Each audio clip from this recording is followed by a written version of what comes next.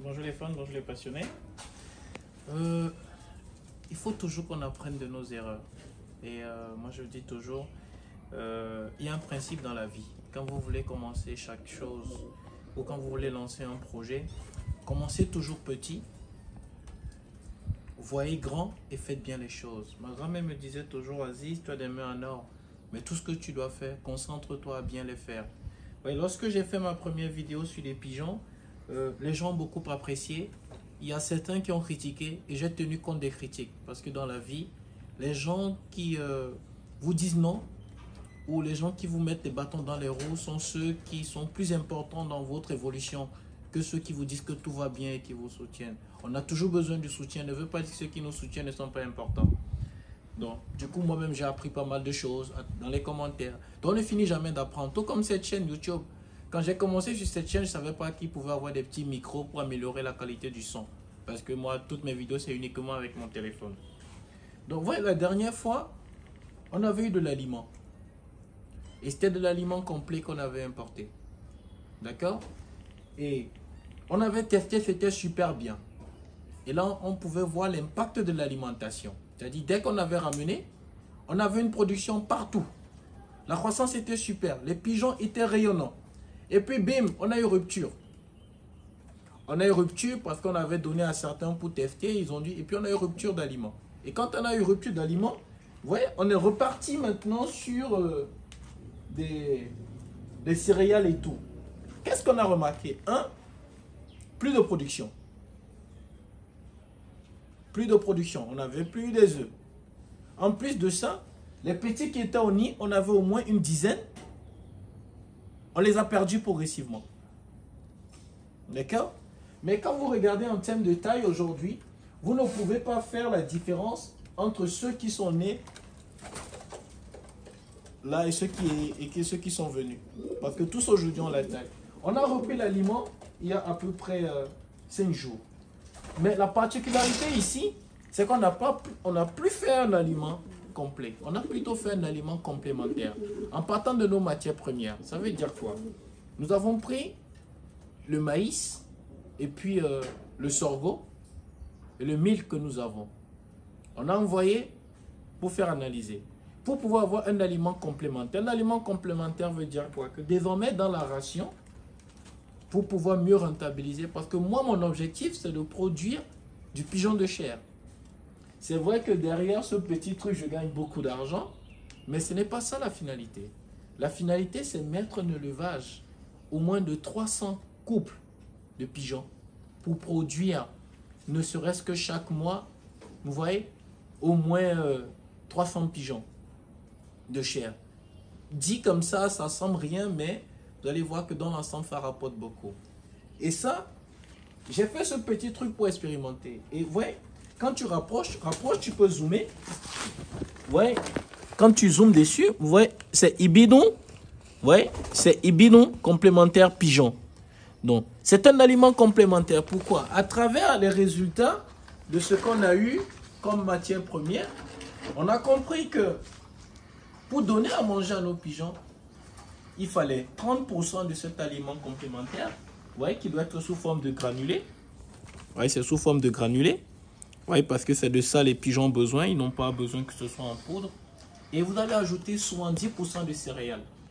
Ça peut être uniquement du maïs, comme uniquement du sorgho, ou les deux mélangés, qui vont représenter 70%. Et c'est ce que nous leur donnons. Et l'autre chose qui est importante, c'est, vous voyez, j'ai testé du grillage. Et quand j'ai testé du grillage à l'intérieur, qu'est-ce que j'ai remarqué? J'ai remarqué que malgré le bois, par endroit, ça s'affaissait.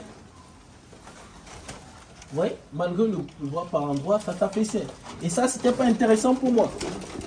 Vous voyez? C'est pas intéressant pour moi. Donc, j'ai décidé de changer de stratégie. Comme vous pouvez le voir, ça, ce sont mes favoris. Vous voyez? Ça, ce sont mes favoris. Vous voyez? C'est le King. C'est mon favori. Regardez comment il est beau. Allez, ramenez-le dedans. Regardez comment il est beau. Voilà. Ouais. Il va entrer. Ouais. Le grillage, c'est bien, mais à la longue, ça s'affaisse. Alors, j'ai réfléchi Et j'ai ramené cette solution-là. Cette solution-là, à la base, c'est du caillebotis plastique qui peut supporter jusqu'à 150-200 kg. D'accord? 150-200 kg. Donc, c'est ça qui va remplacer désormais mon plancher. Et l'autre chose, c'est le grillage est difficilement lavable. Pourquoi? Parce que pour soutenir le grillage, on a eu besoin de mettre des planches. Donc, ce qui augmente le contact et qui fait en sorte que par endroit, quand tu viens zoomer, par endroit, on a la crotte, on a la fiente qui reste bloquée par endroit. Et ça ne m'intéresse pas. Donc, vous voyez, ce qui m'intéresse, moi, c'est mettre une surface plastique où je peux même laver et maintenir la propreté. Parce que oui, l'élevage doit être mis en place pour janvier 2024. On doit commencer la construction des bâtiments. Et cela dit, quand vous regardez, même à l'intérieur, la dernière fois, on avait plein d'œufs. Là, on n'a pas d'œufs parce qu'on n'avait plus d'aliments. On n'a pas de petits parce qu'on n'avait plus d'aliments. Donc, vous devez savoir que l'aliment est très important pour la reproduction. C'est-à-dire quoi? C'est-à-dire, ne vous attendez pas des résultats de reproduction si, vous n'avez pas les conditions sanitaires. Les 4 conditions. Vous devez avoir la génétique. J'ai une très bonne génétique. J'ai des jumelles. Et aujourd'hui, je sais que parmi les 4 génétiques, celle que je vais favoriser pour la production de chair, ça va être les jumelles. J'ai testé les 4, j'ai les résultats. Les mondains, ça reste le prestige. Les kings, ça reste le prestige. D'accord? Mais en termes de production d'œufs, en termes de croissance des petits, c'est les jumelles. Donc, j'ai déjà choisi parmi mes 4 génétiques, la génétique que je vais développer pour la production de chair. Vous voyez, 4 semaines, ils ont déjà 500 grammes avec un bon aliment. J'ai pu le valider. Deuxièmement, c'est le respect de l'environnement. Il faudrait avoir un environnement qui soit facile à nettoyer et qui laisse passer les fientes très facilement. Et c'est pour ça que j'ai misé sur ce caillebotis qui, à la base, croyez-moi, c'est pour les moutons. C'est pour mon nouveau projet de moutons. On prépare déjà la tabaski. Mais l'inspiration est venue, on va le faire au niveau des pigeons. Donc, je crois que, et même d'un point de vue beauté, les pigeons sont plus lourds depuis que le nouvel aliment est arrivé. Ils sont plus beaux, d'où l'impact de l'alimentation. Et tout ça, c'est la technicité. On continue d'apprendre, on a appris et on se dit que ça va se faire. Donc, si vous voulez, on a encore, pour ceux qui viennent toujours acheter chez nous, on a encore quelques sacs d'aliments pigeons disponibles à vous offrir. Donc, on se dit à très bientôt. Nous, on va continuer à changer tout ça pour pouvoir revenir sur les normes. Dans la prochaine vidéo, je vous montrerai à quoi ressemble le nouveau plancher lorsqu'on aura changé tout le grillage et vous allez voir que l'impact sera beaucoup plus intéressant, quoi. Donc, je vous dis ciao, ciao et je vous dis à très bientôt pour d'autres aventures.